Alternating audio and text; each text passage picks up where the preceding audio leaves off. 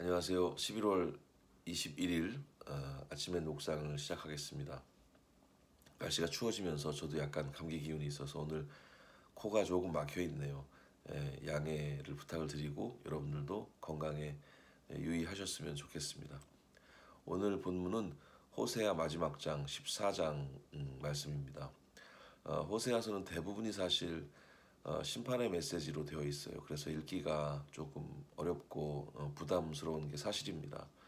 2장에서 잠깐 심판과 그 회복의 메시지 중에서 잠시 언급되는 내용, 그리고 11장에서 과거 하나님께서 이스라엘을 사랑하셨을 때 그 모습을 회상하시는 그 장면에서 잠깐 편하게 읽을 수 있는 부분이 나오긴 합니다만, 호세아서 전체는 심판의 메시지로 가득 차 있기 때문에 조금 차갑고 조금 쉽지 않은 그런 책일 수가 있습니다.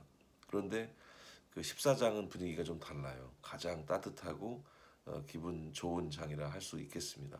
오늘 이 14장을 세 단락으로 나누어서 보겠는데요. 1절에서 3절까지, 그리고 4절에서 8절, 그리고 마지막 9절을 따로 잠깐 보도록 하겠습니다. 1절에서 3절 말씀을 좀 살펴보면, 여기서 호세아는 이스라엘에게 강하게 호소를 하고 있습니다. 이 호소의 내용 안에 이스라엘이 그동안 가지고 있었던 여러 문제들이 드러나고 있어요. 우선 여호와께 돌아오는 일부터 시작입니다. 그 사람들은 여호와로부터 멀어져 있었거든요. 그러니까 기도도 할 수 없었습니다. 이것이 가장 큰 문제였어요. 그리고 호세아는 이 기도의 내용까지 일러주고 있습니다. 이 기도의 내용 안에 이스라엘이 하나님의 마음을 기쁘시게 할 비결이 들어 있다고 말할 수 있어요. 사실 기도를 호세아가 이렇게 가르쳐 준다고 해도 그렇게 입으로만 그 기도를 반복하고 흉내내는 것이 하나님이 원하시는 기도는 아닐 겁니다.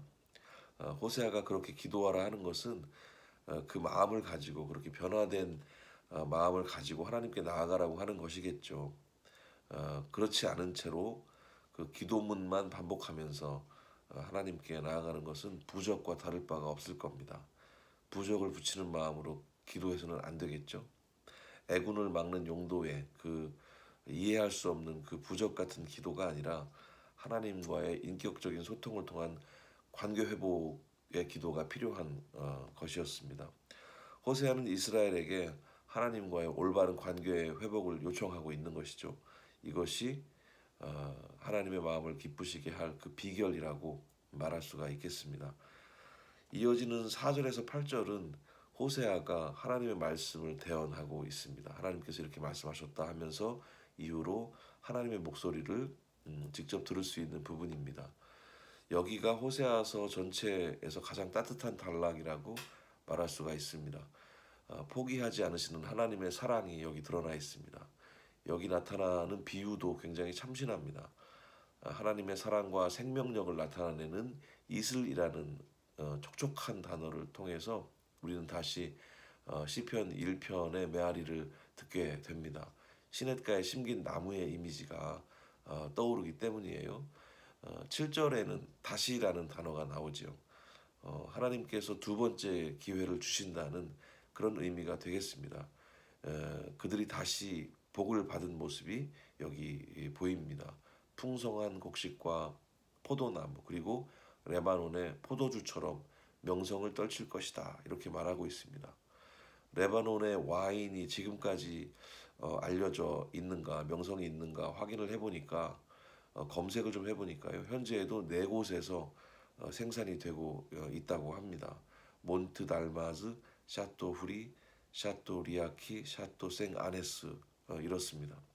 성경 시대부터 지금에 이르기까지 레바논의 와인은 그 명성을 떨치고 있음을 알 수가 있었습니다.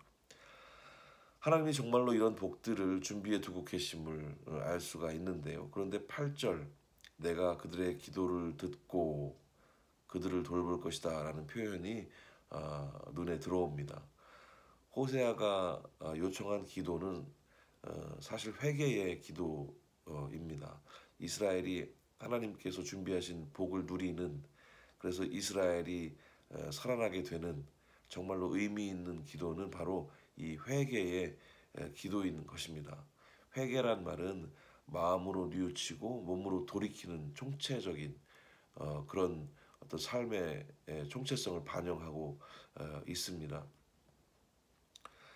돌아섬, 진정한 돌아섬이 회개의 진정한 의미가 되겠죠. 말로만 아니라 노래로만 아니라 삶으로 행동으로 보여주는 것. 이것이 어떤 총체적인 삶의 모습, 총체적인 회개의 모습일 겁니다.